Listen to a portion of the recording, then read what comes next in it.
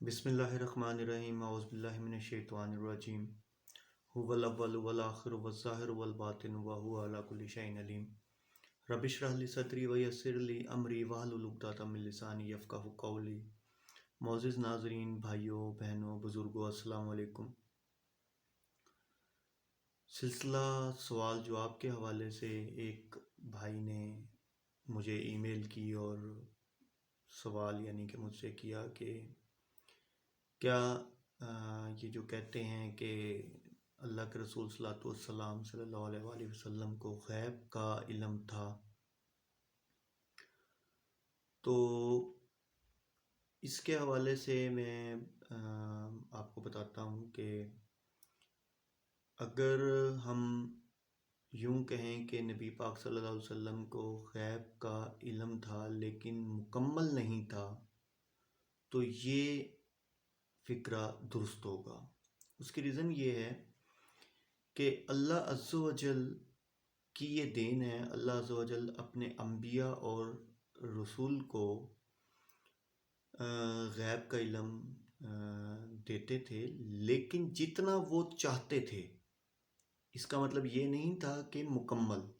اگر ہم یہ سوچیں گے کہ نبی پاک صلی اللہ علیہ وسلم کو جو غیب کا علم تھا وہ مکمل تھا، جتنا اللہ کے پاس تھا اتنا نبی پاک صلی اللہ علیہ وسلم کے پاس تھا، تو یہ بالکل شرک کے زمرے میں چلا جائے گا۔ ٹھیک ہے، تو اللہ تعالیٰ نے اپنے تمام نبیوں کو انکلوڈنگ محمد صلی اللہ علیہ وآلہ وسلم کو بھی غیب کا علم دیا، لیکن جتنا انہوں نے چاہا، اللہ نے جتنا ان کو بتانا تھا، جتنا چاہا اتنا غیب کا علم دیا۔ تو پہلی بات تو آپ یہ سمجھیں کہ غیب ہے کیا؟ غیب ہر وہ چیز ہے کہ بلکہ ہم اس کو یوں پڑھ لیتے ہیں کہ سورہ بقرہ جب شروع ہوتی ہے تو ہم کیا پڑھتے ہیں؟ الف لام میم ذالک الکتاب لا ریب فیہ ھدی للمتقین الذین یؤمنون بالغیب۔ اب اس میں کیا ہے؟ اس میں یہ ہے کہ سب سے پہلی شرط رکھ دی گئی ہے کہ جو کہ غیب پر ایمان لاتے ہیں، ھدی للمتقین، پہلی بات تو یہ کہ الف لام میم ذالک الکتاب، یہ وہ کتاب ہے جس میں کوئی شک نہیں۔ ھدی للمتقین، ہدایت ہے متقین پرہیزگاروں کے لیے۔ الذین، وہ لوگ جو غیب پر ایمان لاتے ہیں، یؤمنون بالغیب، غیب پر ایمان لاتے ہیں۔ اب غیب کیا ہے؟ غیب یہ ہے کہ ہم نے اللہ کو نہیں دیکھا لیکن ہم اللہ پر ایمان لاتے ہیں۔ ٹھیک ہے، اور ہم نے ان کے اللہ کے فرشتوں کو نہیں دیکھا لیکن ہم ایمان لاتے ہیں۔ بحیثیت مطلب مسلم ہمیں یہ ایمان لانا ہے۔ اس کے بعد ہم نے رسول جو اللہ کے ہیں ان پہ ایمان لانا ہے، اللہ کی کتابوں پر ایمان لانا ہے۔ ٹھیک ہے، تو یہ اللہ عز و جل نے یہ جو مطلب دیکھیں، ایک سمپل سی بات ہے، اللہ سامنے ہوں تو پھر تو سب تسلیم کر لیں گے اللہ ہے۔ ٹھیک ہے، اللہ اپنے فرشتوں کو سامنے بھیجے تو ہم سب تسلیم کر لیں گے یہ اللہ کے فرشتے ہیں، اللہ سے منسلک ہیں، اس کا مطلب اللہ ہے۔ تو اصل تو آزمائش ہے ہی یہی نا کہ غیب، کہ اللہ چاہتے ہیں کون میرا بندہ غیب پر یعنی کہ بن دیکھے بن جانے مجھ پر ایمان لائے۔ تو اب غیب کی بات جب آ گئی تو اس سے تو آپ کو ایک چیز سمجھ آ گئی کہ نہ دیکھی ہوئی چیز اور بنا دیکھے اس پر ایمان لانا، اس کو ہم غیب کہتے ہیں۔ ٹھیک ہے نا، غیب اس کا مطلب غیب ہوتا ہے۔ تو اللہ عز و جل نے غیب کا علم صرف جتنا بھی دیا تو انبیاء اور رسولوں کو دیا۔ اب ہم یہ نہیں کہہ سکتے کہ مکمل دیا، جتنا بھی دیا انبیاء اور رسولوں کو دیا، اور وہ ایک محدود ہے، یعنی کہ وہ ایک محدود علم ہے جتنا اللہ نے اپنے انبیاء اور رسولوں کو دیا۔ اور اس طرح ہی آخری نبی صلی اللہ علیہ وآلہ وسلم، حضور صلی اللہ علیہ وسلم کو بھی غیب کا علم دیا، لیکن جتنا اللہ نے چاہا اتنا دیا۔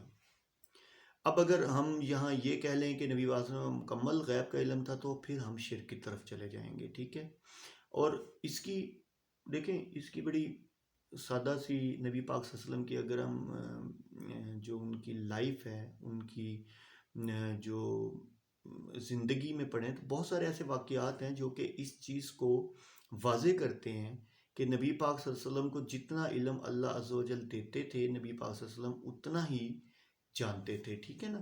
مکمل غیب کا علم اللہ کے رسول صلی اللہ علیہ وسلم کے پاس نہیں تھا، بلکہ کسی بھی نبی کے پاس نہیں تھا.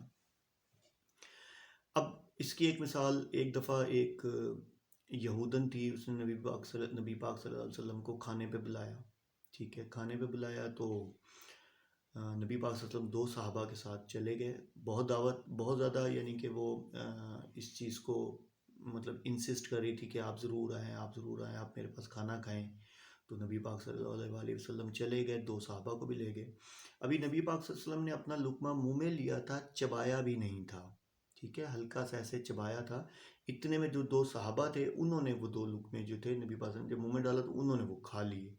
تو کیا ہوا کہ فوراً ہی اللہ کی طرف سے وحی آئی کہ اے نبی، اس کے اندر زہر ہے، آپ مت کھائیں. نبی پاک صلی اللہ علیہ وسلم نے چبایا ہونے والا تھا، وہ باہر نکالا، لیکن چونکہ صحابہ نے وہ کھا لیا تھا تو وہ اسی وقت شہید ہو گئے. تو اگر اللہ کے رسول صلی اللہ علیہ وسلم مکمل عالم غیب جانتے ہوتے تو وہ اپنے صحابہ کو، جن سے وہ بہت محبت کرتے تھے، ان کو شہید ہونے دیتے، ٹھیک ہے. تو اسی طرح ایک دفعہ نبی پاک صلی اللہ علیہ وسلم کے پاس ایک جماعت آئی جو کہ مسلمان ہونا چاہتی تھی اور مسلمان ہو چکی تھی، لیکن چونکہ منافقین میں سے تھے تو انہوں نے کہا کہ جی آپ اپنے کوئی بہت سارے قاری حضرات بھیجیں جو ہمیں قرآن کی تعلیم دے اور ہمیں بتائے اسلام کے بارے میں. تو نبی پاک صلی اللہ علیہ وسلم نے بیسٹ اس زمانے کے 70 قراء کو، یعنی کہ 70 قرآن پڑھنے والے صحابہ کو بھیجا، اور انہوں نے گھیرا ڈال کے ان 70 کے 70 کو شہید کر دیا. اب آپ خود بتائیے کہ اللہ کے رسول صلی اللہ علیہ وسلم اگر غیب، علم غیب مکمل جانتے ہوتے تو وہ جیسے ہی جماعت ان کے پاس آئی تھی تو وہ اس ٹائم ان کو کہے تھے کہ تم دغا کرنے آئے ہو، تم تو اس طریقے سے ہمارے ساتھ دغا کرو گے. تو ایسا نہیں تھا. اچھا، اب ہم قرآن سے اس کی دلیل لیتے ہیں. سورہ کہف، سورہ کہف میں میں آیت کا ریفرنس دے دوں گا. سورہ کہف میں یہودی آیا نبی پاک صلی اللہ علیہ وسلم کے پاس. ایک یہودی آیا، اس نے نبی پاک صلی اللہ علیہ وسلم سے 3 سوال کیے.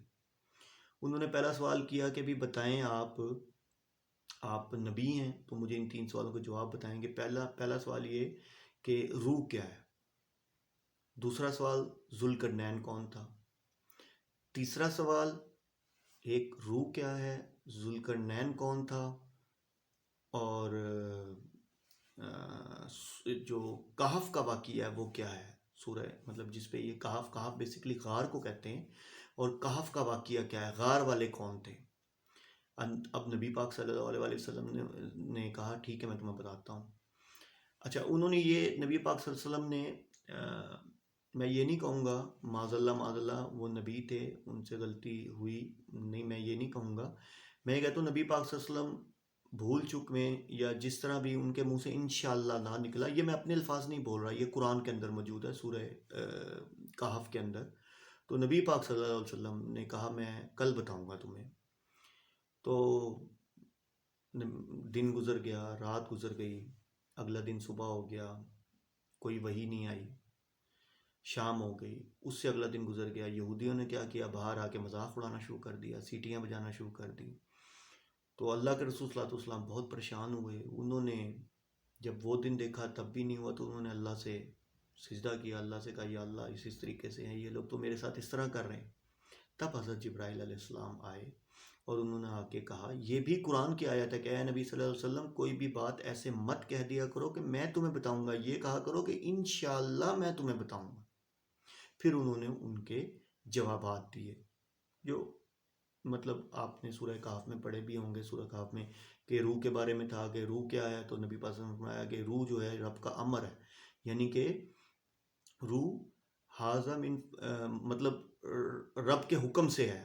روح جو ہے رب کے حکم سے ہے، یعنی کہ یہ روح جو ہے رب کے حکم سے ہے. پھر بتایا ذوالقرنین کون تھا جس نے، انہوں نے سوال کیا تھا کون تھا جس نے، ذوالقرنین کا نام نہیں لیا تھا، کون تھا جس نے دنیا کے 3 کونوں پہ حکومت کی تھی، تو وہ ذوالقرنین تھے. ٹھیک ہے، سورہ کہف میں ان کا ذکر ہے. اور جو تیسرا سوال انہوں نے پوچھا تھا کہ صحابہ کہف کون تھے، پھر آپ سورہ کہف پڑھیں گے تو آپ کو پتہ چل جائے گا کہ وہ غار والے کون تھے جو کہ 300 سال تک سوئے رہے. ٹھیک ہے نا. تو اب اس میں پہلا جو سوال انہوں نے پوچھا روح کیا تھی، تو روح جو ہے وہ اللہ کے حکم سے ہے، اللہ کے حکم سے ہے. ٹھیک ہے. تو اب یہاں وہی بات آ گئی، اگر نبی پاک صلی اللہ علیہ وسلم کے پاس علم الغیب مکمل ہوتا تو کیا وہ اس یہودی کو 2 دن وہ باہر جو جس طرح مذاق اڑا رہا تھا یا جس طرح نبی پاک صلی اللہ علیہ وسلم اس ٹائم بتا دیتے؟ تو بات اصل یہ ہے کہ اللہ کے رسول صلی اللہ علیہ وسلم کے پاس غیب کا علم تھا. میں یہ نہیں کہتا، نہ میں اس بات کا انکار کرتا ہوں کہ نہیں تھا لیکن محدود تھا. لیکن اگر ہم کہیں کہ کل علم تھا، ان کو سارا علم تھا، ہر چیز کا علم تھا، تو یہ شرک ہو جائے گا. ہر چیز کا علم جو ہے، عالم الغیب جو ہے وہ صرف اللہ ہے. اور عالم الغیب بھی اللہ، وہ جو غیب کی چیزیں وہ ہمارے لیے، اللہ تو ہر چیز جانتا ہے، اللہ کے لیے تو کوئی چیز نہیں چھپی ہوئی نا. تو غیب کا علم جو ہے، غیب کا علم اور شہادت یعنی کہ جو ظاہر ہے وہ سب اللہ کے ہاتھ میں ہے، اللہ ہی اس کو جانتا ہے. ہم لوگ تو خیر سوچ ہی نہیں سکتے نا اس بارے میں. تو اللہ عز و جل نے جتنا بھی غیب کا علم دیا اپنے صحابہ، اپنے رسولوں کو اور انبیاء کو، وہ اتنا ہی دیا جتنا اللہ عز و جل نے چاہا. تو یہ امید کرتا ہوں کہ جو بھائی ہیں جنہوں نے سوال کیا ہوگا وہ اس کو اچھے طریقے سے سمجھ گئے ہوں گے. پھر واضح طور پہ کہہ رہا ہوں کہ نبی پاک صلی اللہ علیہ وسلم کو غیب کا علم تھا، لیکن اتنا تھا جتنا اللہ عز و جل نے انہیں بتایا. ٹھیک ہے، کل علم نہیں تھا. اگر ہم یہ کل کا لفظ یوز کریں گے اور کل والی سائڈ پہ آ جائیں گے، پھر تو ہم شرک والی سائڈ پہ چلے گئے، اور جو کہ ایک کبیرہ گناہ ہے. تو اللہ عز و جل آپ کو دین میں استقامت دے. مزید سوالات کے لیے ضرور رابطہ کیجیے گا. اللہ عز و جل آپ کو دین میں استقامت دے اور مجھے بھی دین میں استقامت دے. وآخر دعوانا ان الحمدللہ